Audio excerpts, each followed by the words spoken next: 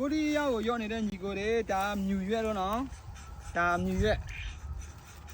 ပတ်စံစူပြီးတော့ငွေကုန်ကြည့်ကြတက်တာချင်းတယ်ဆိုရင်တော့ဒါမြူရွက်ဒီငပိချက်နဲ့ပြုတ်စားလို့ရတယ်တိုးရှာလောက်လို့ရတယ်ဒါမှမဟုတ်ရင်မြီပဲလေးနဲ့တောက်စားလို့လည်းရတယ်နော်ဒါကိုရီးယားနေရာတိုင်းမှာလို့ရှိတယ်ဒါမြန်မာပြည်ကဆိုတော့ကျွန်တော်တို့တွန်ကြီးဘက်ခွာတော့မြူရွက်လို့ပေါ့တခြားနယ်ဘက်တော့မသိဘူးလေဒါပဲမြူကတော့ကျွန်တော်တို့ဒါမြူရွက်တချို့လူကတော့ဒါမြူရွက်မဟုတ်နှမျိုးရှိနေတူတယ်ဒီတအားတန်တယ်နော်ဒီမှာနော်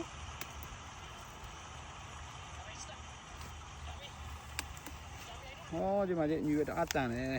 ဒါဘယ်လိုပဲလောလောဆယ်ဒါစီးဖက်လဲဝင်တယ်